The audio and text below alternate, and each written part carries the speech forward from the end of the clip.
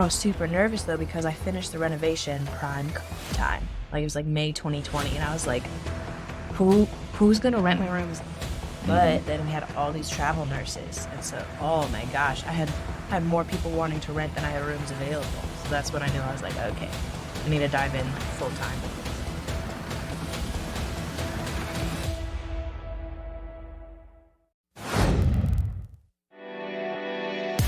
You're listening to the AZREIA Show.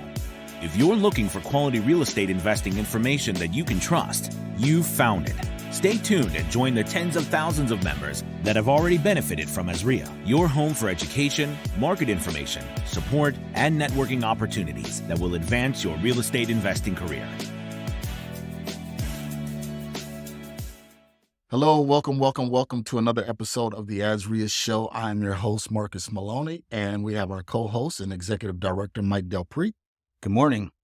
And today we are going to be talking about Airbnb, and we're going to be talking with the Airbnb Queen, Jacinda Neustel from Fort Wayne, Indiana. So she has multiple Airbnbs that she manages and owns across the country. So we're going to be digging into vacation rentals with Jacinda. So Jacinda, how are you? Welcome to the show. Thank you so much for having me. It's been great. It's been an interesting couple seasons of like growing as the market adapts with Airbnbs, but it's been fun to learn as we go.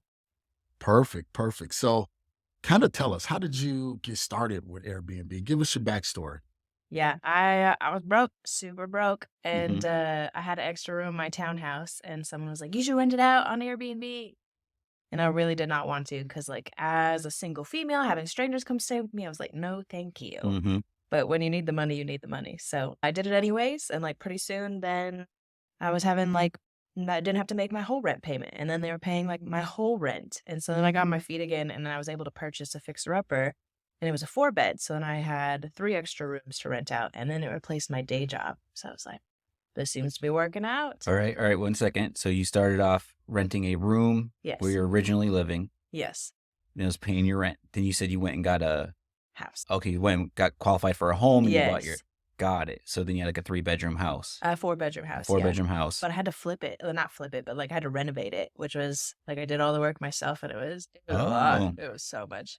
So like you renovated it before you started Airbnb. Yeah, and I was super nervous though because I finished the renovation prime COVID time. Like it was like May 2020, and I was like, who's gonna rent my rooms? But then we had all these travel nurses, and so oh my gosh, I had more people wanting to rent than I had rooms available. So that's when I knew I was like, okay, I need to dive in like full time with this. And this was in Fort Wayne. Got it. You're living there. It was in Fort Wayne. And then COVID hit as you bought your new house and was ready to get started. COVID hit a year after I bought my house when I was finally the rental. Rental took a hot minute for me. Yeah. But yeah. Okay. Cool. Okay. So then that's pretty interesting because I had a similar experience. Really? With COVID. I thought, yeah, we're all going to crash and burn and everything, right? But I was down in Tempe, and well, one, we were close to the airport. So when people were flying in and out of the airport from different countries, because they would go to ASU for like whatever trainings or conferences, but whatever, they would get stuck there, or you'd have to quarantine? Yeah. They would quarantine because they had 1-bedroom units. Yes. So they would quarantine in the that was a quarantine shop. Not even knowing what was going on.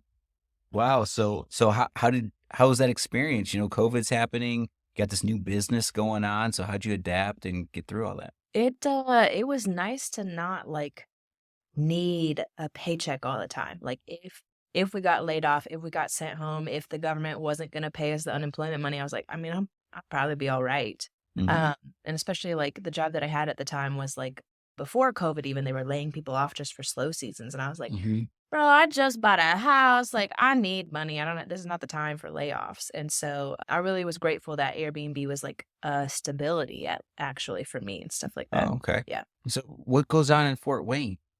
Like, cause right, you hear location or Yes. or whatever for these short-term rentals. So like what was the attraction there? That's why I didn't want to get started in short-term rentals for the longest time, because I was like, who comes to Fort Wayne, Indiana? But there's a lot of traveling workers. So like the primary focus for the longest time was midterm rentals in Fort Wayne. And so we do a lot of traveling nurses, just traveling professionals in general, like contractors. They put in an Amazon plant and stuff like that. So there's lots of engineers for that. And then insurance claims and stuff like that. So we had a lot of storms last summer, a lot of trees that fell on people's homes. So then we put them up while the insurance fixes their house and stuff like that. Yeah. So I love midterm rentals, but Fort Wayne like is really growing. Like they're dumping a ton of money into the city to like kind of make it like San Antonio with the Riverwalk and stuff like that. Like they're dumping so much money. So it really is becoming like a tourism place. And so I was like, oh, I'm going to need to get good at actual short-term rentals. And so that's why I wanted to come out to Arizona and like actually learn how people did it out here. Cause like I don't have the capacity for flips every single night on the weekend and stuff like that for 50 properties. Like, oh man, I need a team then. Oh yeah. So you said something important there because, right, sometimes people are new to the space and they just got to put it on Airbnb. One, there's more than just Airbnb. Yes. But what I had a friend doing before B&B was popular was what you said, the insurance. So that's was that just, were they coming through Airbnb or did you find like a connection to get that resource to get bookings? I know that a lot of like other people that do what I do, like they have actual connections, it seems like. I don't, at least not yet. But what I would have is like people would message me Airbnb or they'd find my direct booking website.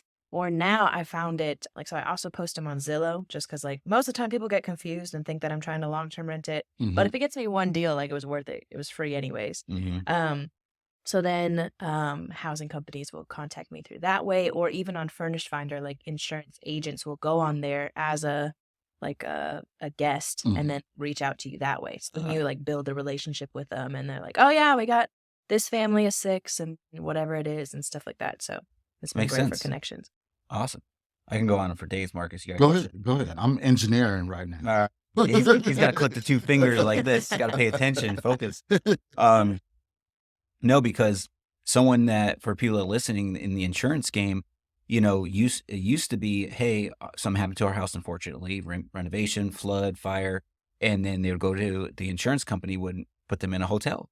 You can't put a family in a hotel for 3-4 months with dogs and kids and school, right? You know, so finding these properties became, popular. So there's other ways outside of that. So especially like also we found really great, like a lot of clients that they sold their house and their new house isn't ready, or they're building and they sold their old house, or like, I mean, as sad as it is, like divorces and stuff like that. Like the person that moved out, like they don't want to buy something yet because their assets are being divided, but they also don't want to put down a year lease somewhere either because life's changing by the month and stuff like that for them. So like a lot of transitional kind of things, Yeah. right? So someone that's listening, right, they're like, I want to try this. What do you tell them? I do believe that anyone can do it. Like I'm not the Airbnb queen because I was specially gifted in designing Airbnbs or how to make beds or how to clean or anything like that, or like technology with the algorithm or anything like that. So I do believe that everyone can do it, but just like make sure that you know what you're getting into. Like it's with just you, like you have a full-time, very demanding job then, like making sure that everything's ready for the guests when they arrive and like managing your listing and coordinating maintenance if you need to and stuff like that. And there's some stuff to it. So should they buy a course? Should they watch your videos? Should they? I mean, if they want to purchase my course, they can. But also, You have one? I do have a course. I do have a course. Okay. And then I do offer like one-on-one coaching if they want to purchase it by the hour. Because sometimes, like maybe they're not starting from ground zero, but like they have one and they just need advice for their season that they're in right now. So like, yeah, let's just have some 1-hour times that we can get into the nitty-gritty of where you're at and stuff like that. So that's what I do currently. Okay, Jacinda, so you're here in Phoenix and most of your vacation rentals are in Fort Wayne. How do you manage it? Do you tell us about your team?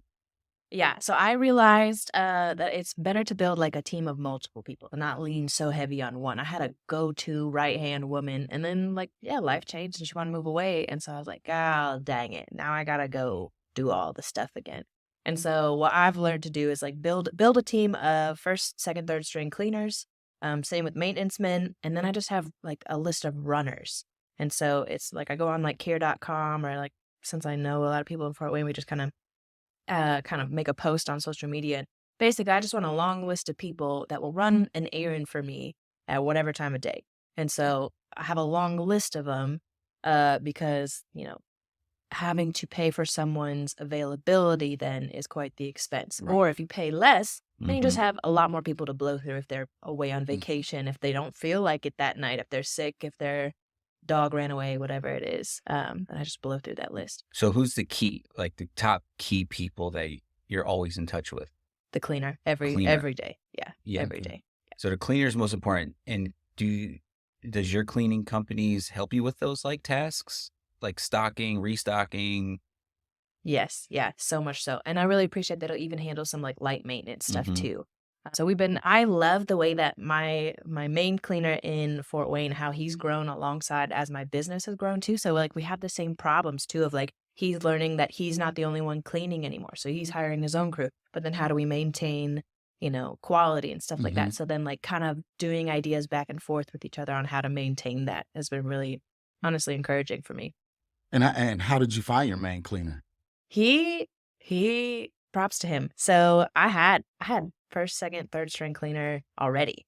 And this dude was like messaging me on Facebook about, "Oh, you need another cleaner?" And I was like, "No, dude, I'm fine. Like, thank you, but I'm good." And Mhm. he kept Persistent. going. And one day I needed someone bad. And he happened to message me. And now he runs all my properties, all of them. I mean, the Love ones in that. Fort Wayne anyways. And he even like I have one up in Michigan that's like an hour and a half, 2 hours away. And he even was like, I mean, for this price, we would go do it. So like I've never found a cleaner that won't ever tell me no. Like I've had some cleaners that are like, yeah, we just can't service it that day. And I was like, that's not an option. Like, I mean, tell me Mhm. it's a Yeah, bigger price, tell me something, but like Right, not right. cleaning it is not an option. that's true. And so how do you manage and communicate with them?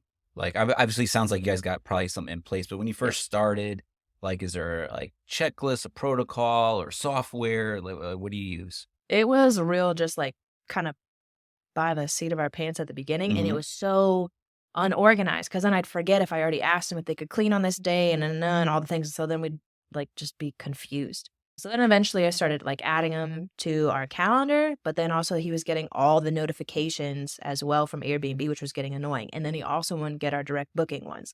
So long story short, I switched to a different channel manager for all of my platforms. And then that one it's called Mhm. Turno, which I'm still ironing out. It's all right. We're getting there. What's it called? Turnover? Turno, Turn B&B. O B N B. Yeah. Okay.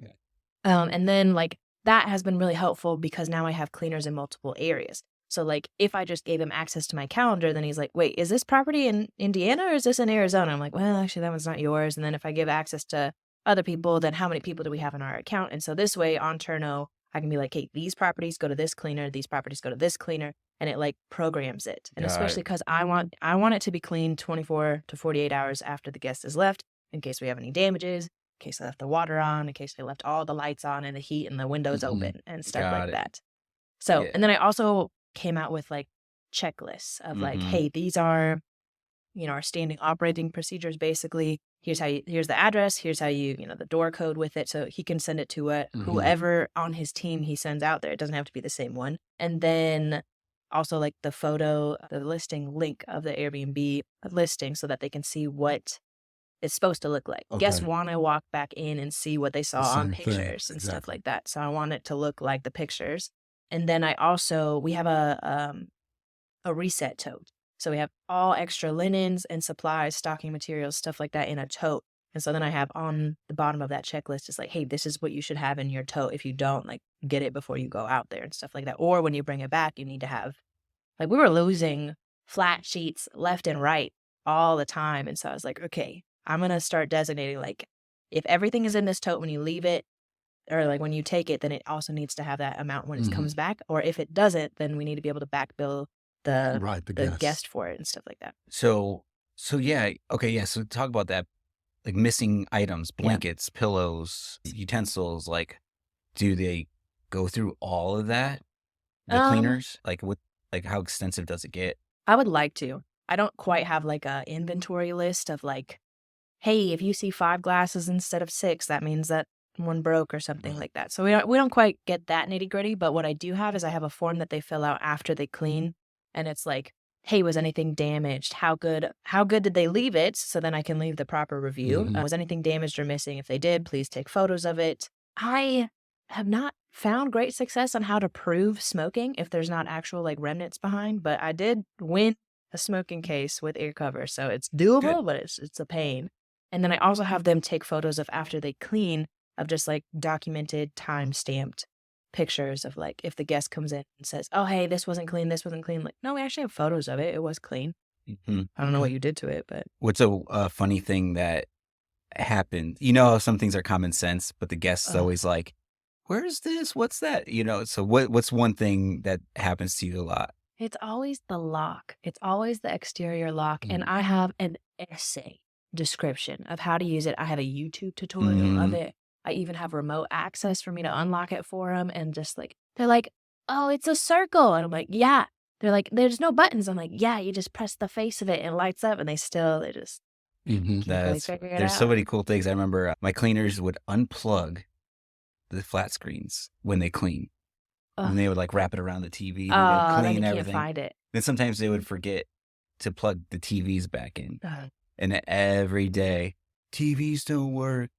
Tried the batteries. And Yes. it's like, yo, plug the TV in. Like, you know, Very it's Something simple. so simple. yeah, like right? you'd think you'd just see like, anyways, but yeah. Same with Nest thermostats. I have to include a YouTube tutorial on how to use a Nest thermostat for them to adjust it. 'cause- Do you adjust those like or do you have them on a timer, or do your cleaners like mess around with that? At the places that we do have them at, I do have them like scheduled and stuff like that. Mhm. I haven't figured out how to lock those ones, but also like, I mean, I don't want to be that Airbnb host either. Like, Yeah, I want you to, yeah. Mhm. If you like it cold at night, make it cold at night. Maybe don't drop it down to like 55, but Well, that's what happens here in Arizona, especially Yes. guests in the summer. They get in, it's 110 outside. They come on, they drop boom, it to they drop 65. it. Yeah, they Yeah. drop it. Yep. Then it freezes, and they're like, "Well, the air conditioner's not working." Yeah, I didn't know that. I really Yeah. honestly didn't know that until last summer. Like, yeah, my AC broke at the place I was renting, and I was like, this is hot. This is Yep. really hot. What about, do you incorporate any cameras or anything like that in your units? Yeah. Always outside. Always outside. Yeah, not I'm trying to inside, creep in. Marcus. Yeah. Not inside. Be careful with that one. Yes. So I have them on the exterior of the property, every exit, entrance, stuff like that. Just so like if they're gonna steal my stuff, at least I'd have it on camera kind of thing. And Okay. especially for pets or like extra people, like I have learned that if you put your camera over the door, there's like actual like missing spaces, blank Okay. spaces. And so people will like suck up against the side of the house and Okay, sneak in gotcha. their little dog. Yeah.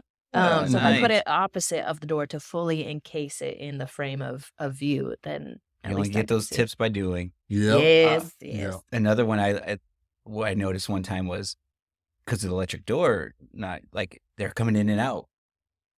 Like you ever notice like if there's a lot of like the door opening and closing Oh, yes. constantly. So something's going on where like it's a party or they're smoking cigarettes and they're having a lot of people over. So there's these little things you just pick up. Yes. It's pretty cool. Okay, so we got your team, we got your cleaning company, your communication with your cleaning company.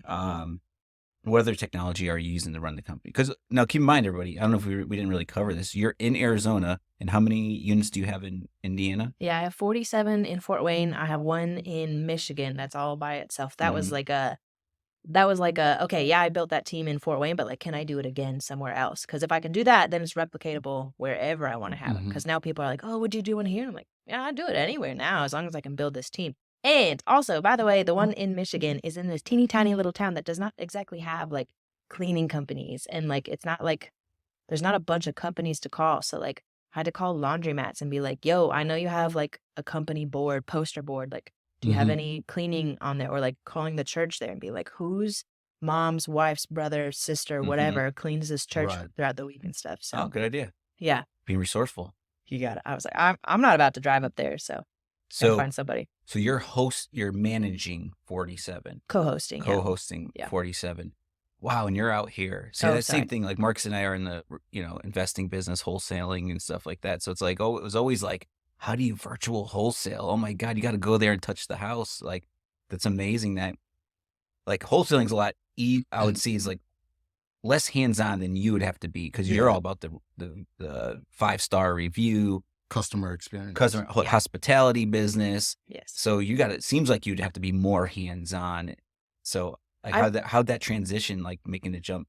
I'm so like, I also renovated my whole house. So, like, Mhm. I'm handy and I can clean and I can handle the rest of it. So, like, it was actually my detriment to scaling was like, oh, I can do everything. Yeah. And then I have no time anymore. I have no time to handle new clients that want to do business with me. I'm dropping the ball on guest communication because I'm in the middle of trying to like reinstall a toilet while some guest has another problem. Mhm. And so, like, I could not get myself to stop taking those emergency calls and like physically running to do them. So I had to like actually remove myself from the city so I'd stop doing that. To learn to delegate was like the hardest thing for me. Good point. And like Yeah. literally within 30 days of moving here, we had a crackhead break in and bed bugs at a property. And I was like, Ooh, Bed no. bugs.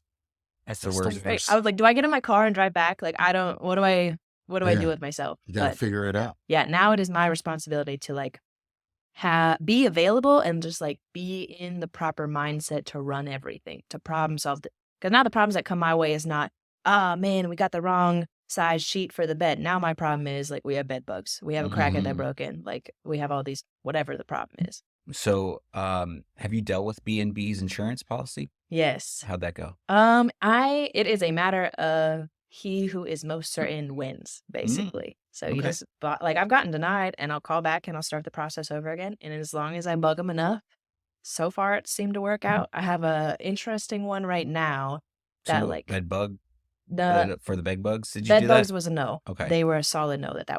They said that it wasn't damage to the property. When I'm like, if I would have let it go, it would have been damage to the property. But Right. oh well, that one So was the rough. crackheads. Crackheads. They do cover crackheads. Yeah. Yes, Yeah. Okay. it does. Like, so I did this for like 3-4 years. I had a perfect record. No, I had some weird situations. Yeah. Yeah. I'd probably have a whole show on. Correct. Yeah, I'm sure you could Correct. too. Yeah. They're pretty funny though. So, anyways, but my very, very, very last stay where I turned it off. They trashed the place. Very last person. So it kind of worked out because you got all this IKEA furniture. Yep. You're just gonna dump it on Facebook Marketplace anyways. So they just trashed it. I got more money from Airbnb than I would have Gone on Facebook Market? Yeah, Facebook. Oh, That's what all worked out. perfect. Okay. Anyways, That worked out. yeah, it worked out pretty good. So, quick question. Yeah. So, how do you know when it's time to transition a property, or you say, you know what, this property isn't generating enough income or something like that? Because I know, Mike, you went through that at one point. Have you reached that point yet for one of the properties? Yeah. Yeah. January, February, rough. I had 2 arbitrage properties that just weren't making the profit that they needed to anymore. Like that was one that I was specifically just renting out to traveling nurses or traveling professionals by the room. And the property didn't make sense as a midterm rental or a whole house short-term rental or as a long-term for me either. And so it was just like, if it's not working this way, then it's just a losing money. So I like hemorrhaged $18,000 in 2 months. And I was like, okay, all right, this is enough of that. And so Yeah. thank goodness, by the grace of God, I was at the end of my lease. So I could like, okay, we just have to survive until this point and then we can cut our losses and stuff like that. But it was humbling of just like, it was so good when it was good. And it was real rough when it was bad. So what do you think the change was in that market? I didn't make sure that the property could flex. Like I would always make sure that you can make money multiple ways on a property, and I didn't. I cornered myself on that. And I got it when those were my second and third properties. They were each like 5-bedroom houses, so it added like 10 to my portfolio like that, which really like was super fun. But I didn't like have the reserves in case like things dipped and stuff like that. And the nurses, like it was so hot during COVID time, and then it kind of like eased off. But man, that was my primary market. So when they're gone, they're kind of gone. Good things there. So just like in any business, you got to buy right? So it's like one, getting deeper, more cushion on the rents or whatever your margins. Like I said, having different exit strategies. Maybe running your team more efficiently. Yeah. But yeah, because my situation was, I started down on Mill Avenue, and it was before Airbnb and arbitrage was like super popular, and I was killing it. I mean, our margins were high, and then what happened was it started getting more popular. Rents in Tempe, if you're familiar with Tempe, Arizona, by the college, rents were skyrocketing every year. So the rents were going up massive. But there was more competition, and I had a 1-bedroom unit. So the Airbnb prices weren't going up. Yep. So my profits just started shrinking and shrinking and shrinking. So it's like, so Get it. yeah, How did you hear about arbitrage? I heard about arbitrage from, Was it Jay Massey? it was Jay Massey, Short-Term Cash Flow Diaries. I don't know, he's out of Orange County. So he taught me how to raise money and buy multifamily, and he made a transition to short-term, just arbitraging all throughout by the beaches and all that stuff. And then I bought that guy, Brian Page or That Brian, sounds familiar. Oh, the yeah. B&B formula. Yeah, with Grant Cardone. Yeah, he did link up with yeah. him. Yep. So I bought, it was like $500 or something, $1,000. So I bought that, and I just followed the course. That's it. And Lather, I rinse, repeat. ran it for like almost 4 years, and Dang. did very, very well towards the end, So yeah, that's how I did it.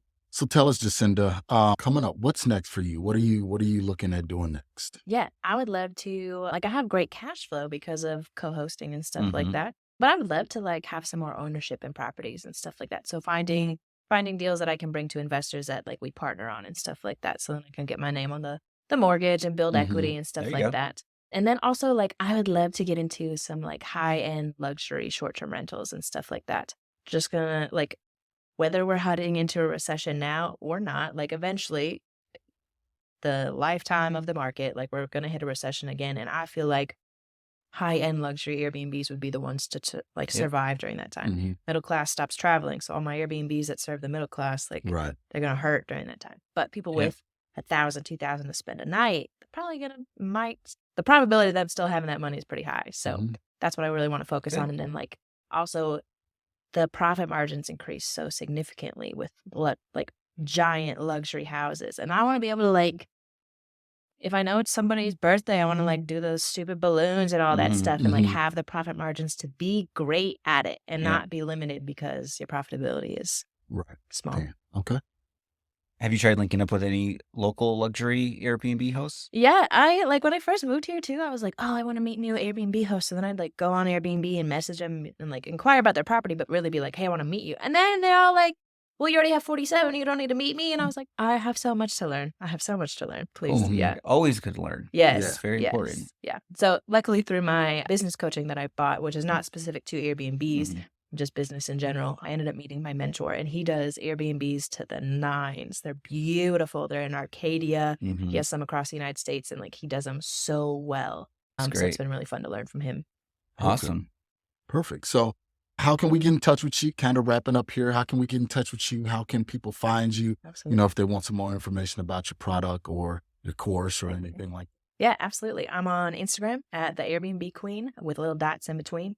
Facebook is Jacinda Neustel and TikTok is the Airbnb Queen. Again, please help me grow that one. That one's struggling right now. I don't know if the algorithm got messed up, but okay, we got to work on it. It Yeah. throttles you at a certain number. I don't It know. seems like. I was getting good views and then all of a sudden it's 11. So I'm like, okay, Yeah. cool. My cousins got me. I appreciate that. Thank you.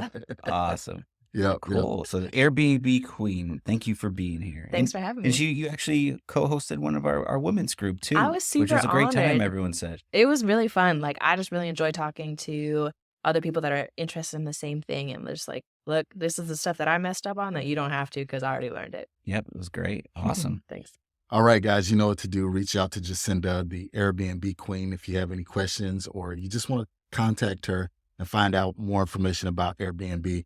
This is Marcus Maloney and Mike Del Prete, and this is the AZREIA Show. You know what to do. Get out there and take massive action. You guys can always find us. We drop every Monday at 8 a.m. Friday. Nope.